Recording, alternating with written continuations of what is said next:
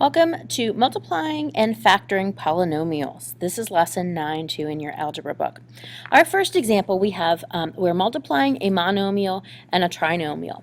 So we're just using the distributive property here, and shouldn't be anything new, but we're going to take this negative 2g to the second, and we're going to multiply it by the 3g to the third plus the 6g minus the 5. Okay, so when we multiply negative 2g squared times 3g to the third, think back to your rules for exponents. These are it's why it's extremely important to pay attention to these exponents here. We are multiplying g to the second times g to the third.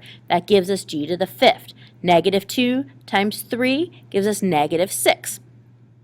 Then we have to multiply, and again, it's a negative. Most of you are going to make sign errors if you're going to make a mistake, so watch your signs. We multiply the negative 2 times the 6, that gives us the negative 12. G squared times g gives us g to the third. Again, distributing this negative 2g squared to the minus 5, that gives us minus a negative or plus 10g squared. Okay? Go ahead and try a couple of the quick checks. When you're ready, check your answers. We are left with 20b to the third plus 4b squared plus 24b.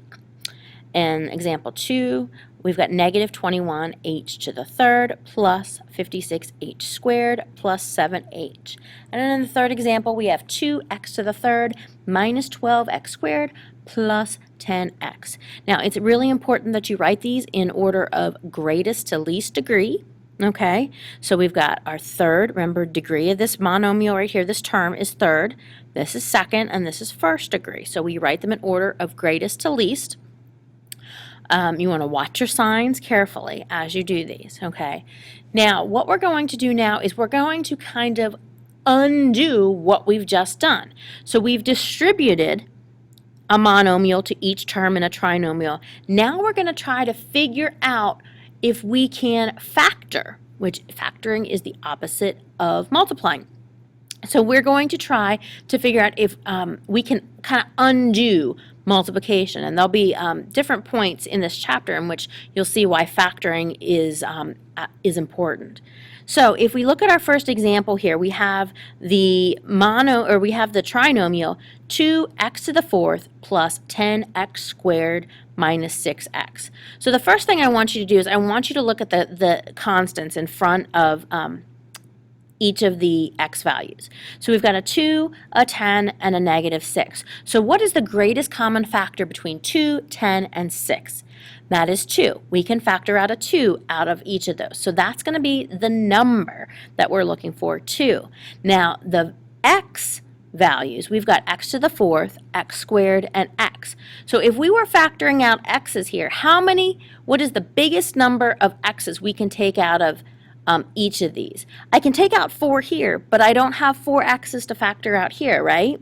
And I only have 1 x to factor out in this third term. So the x value is going to be just x to the first.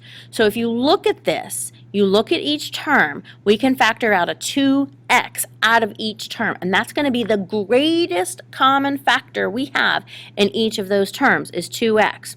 And you can see here, if you look at 2x times the quantity x to the third plus 5x squared minus 3, you can see that if I were to distribute that 2x to each term back, I would be left with the problem we were dealing with, okay? So this problem here is just asking us to figure out that greatest common factor, but in the next step we will actually do the factoring as well. So it's really important for you to be able to look at a trinomial, a binomial, and see if there's any common factors. Those of you that are weak in your multiplication skills, it's going to show up here, so you want to work on those and think about those. Let's try a couple of the quick checks. And again, you can pause these if you want to try them on your own. If you look here, we've got 5v to the fifth plus 10v to the third. So I can factor out a 5 out of both of those terms. Okay, that's the greatest common factor if we're just looking at the coefficients here. And then I have v to the fifth and v to the third. So I can factor out v to the third out of both of those. I can't factor out a v to the fifth, right? Because I only have 3 v's. So my greatest common factor is going to be 5v to the third.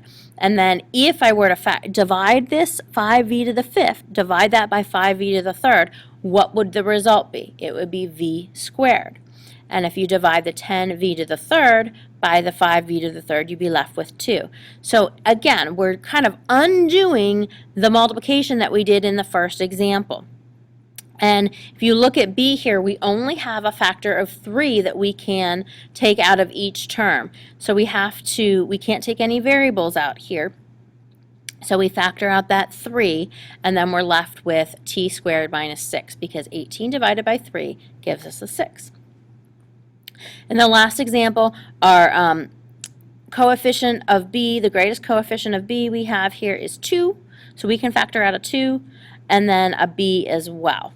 Okay, so we're left with 2b as our greatest common factor. If we were to factor that out, we'd be left with 2b times the quantity, 2b squared minus b minus 3.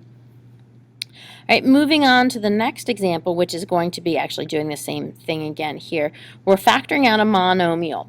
So again, we want to look at our problem. We've got 4x to the third, 12x squared minus 16x. So we look at our 4, our 12, and our 16.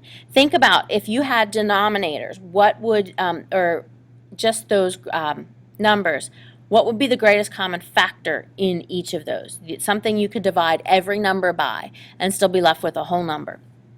In this case, 4 is going to be our greatest common factor. We can factor out a 4 out of 4, 12, and 16. Then we look at our x's, and we've got x to the third, x squared, and x, and we can factor out only one x, or x to the first power. So our greatest common factor is 4x. Then what we could do is if we were to divide each of these terms by the 4x, okay, what would the result be? Each term divided by the 4x, what would the result be? And we see here, that shouldn't be x squared. I apologize. Let me get the eraser.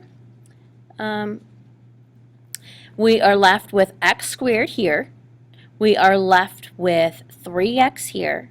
And then we are left with a minus 4 here. So when we factor out a 4x, we're left with x squared plus 3x minus 4. So we've kind of undone multiplication, or distributing to a trinomial, a monomial.